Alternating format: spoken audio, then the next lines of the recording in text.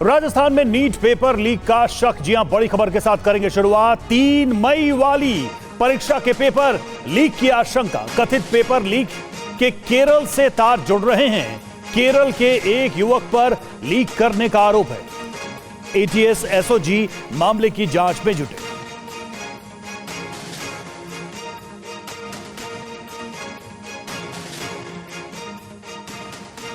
तो राजस्थान में NEET paper leak से जुड़ा मामला। जी हां, और केरल में रह रहे चुरू के लड़के ने क्वेश्चन बैंक सीकर भेजा और लड़के ने सीकर में एक पीजी संचालक को यह क्वेश्चन बैंक भेजा। पीजी संचालक ने अपने यहां रह रहे छात्रों को क्वेश्चन बैंक दिया। कुछ छात्रों से बाकी छात्रों में क्वेश्चन बैंक तेजी से वायरल हुआ। 1 मई यानी परीक्षा से 2 दिन पहले क्वेश्चन बैंक पहुंच चुका था। अभियुक्त युवक केरल में फिलहाल एमबीबीएस कर रहा है। सभी संदिग्धों की social media chat call logs की जांच की जा रही है। मास्टरमाइंड तक पहुंचने के लिए कड़ी से कड़ी जोड़ी जा रही है। कुल कितने छात्रों को क्वेश्चन बैंक मिला, इसका आकलन भी जारी है। डीजीपी के हस्तक्षेप के बाद एटीएस और एसओजी ने जांच शुरू की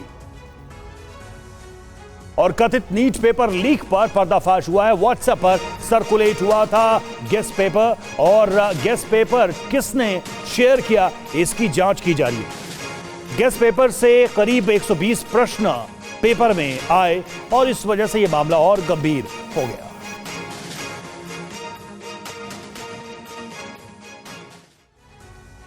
तो राजस्थान में नीट परीक्षा पर सवाल हैं।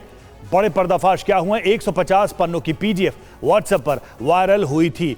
गेस्ट पेपर के पीडीएफ में कुल 410 सवाल थे। इनमें से 120 सवाल नीट परीक्षा में आए।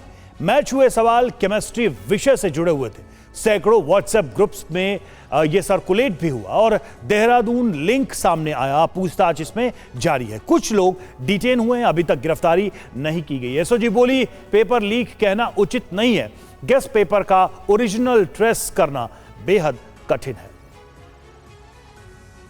एक गैस पेपर है।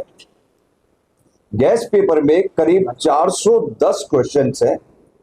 उन 410 क्वेश्चंस में से तकरीबन 120 क्वेश्चन केमिस्ट्री में आए हुए बताए जाते हैं।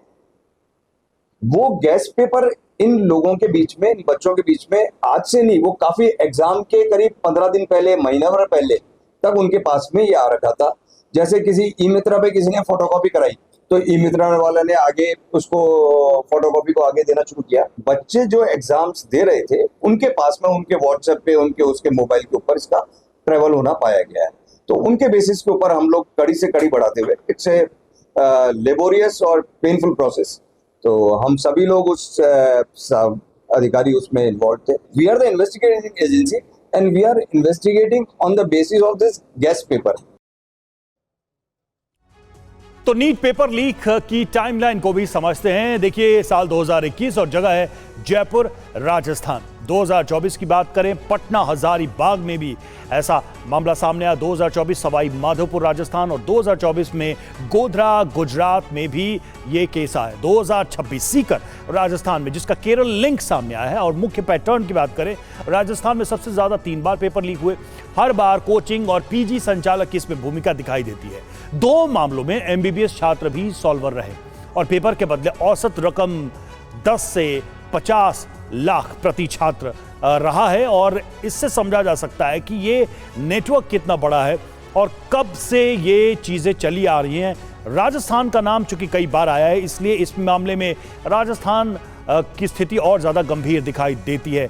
देखिए, इस वक्त हमारे संवाददाता भी जुड़ चुके हैं, ध्वज आ रहे, उनसे हम सीधे बातचीत करेंगे। ध्वज, एक तो ये कि चूंकि ये व्हाट्सएप ग्रुप पे सर्कुलेट हो रहा है, तो ऐसे में सैकड़ों की संख्या होगी। ये बहुत ही लेबोरियस, बहुत ही लंबा और टफ टास्क है। लेकिन अब तक जो लोग हाथ आए हैं जांच टीम के, एसओजी के, वो लोग कौन है?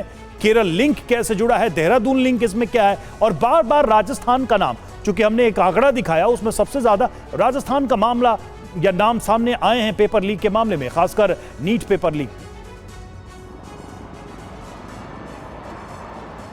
बिल्कुल, देखिए रवि, ये जो पूरा मामला है, कल जब एसओजी में पीसी हो रही थी तो उसमें जो एसओजी के एडीजी हैं विशाल बंसल, उन्होंने जब नीट मामले पर जब हमने सवाल पूछा तो उन्होंने इसका जवाब देते हुए कहा कि और ये माना भी कि ये जो पेपर है ये लीक हुआ है। लीक की बात को फिर उन्होंने संभालते हुए कहा कि ये गैस पेपर है जो कि सर्कुलेट हुआ था, सैकड़ों नहीं हज़ारों की संख्या में ये व्हाट्सएप ग्रुप में चला गया था। और जो ये गया था पेपर, यानी कि एसओजी का ही मानना है कि मैनी टाइम फॉरवर्डेड उस पर लिखा हुआ था। और ये जो है उसमें और इस पूरे मामले पर उन्होंने ये भी कहा कि 410 सवाल में से 120 सवाल यानी कि मैच कर रहे हैं, 600 नंबर के सवाल मैच कर रहे हैं। ये बात भी उन्होंने मानी है। कुछ लोगों को डिटेन होने की जो बात है उन्होंने कही है, हालांकि इसका पूरा खुलासा नहीं किया है कि किन लोगों को एसओजी ने अरेस्ट किया है या डिटेन किया है, उससे पूछताछ की जा रही है। केरल कनेक्शन भी जो है सामने निकल कर आ रहा है। एमबीबीएस का एक छात्र बताया जा रहा है जिसने सीकर में भेजा और उसके बाद में ये पूरा का पूरा जो गैस पेपर जैसे बताया जा रहा है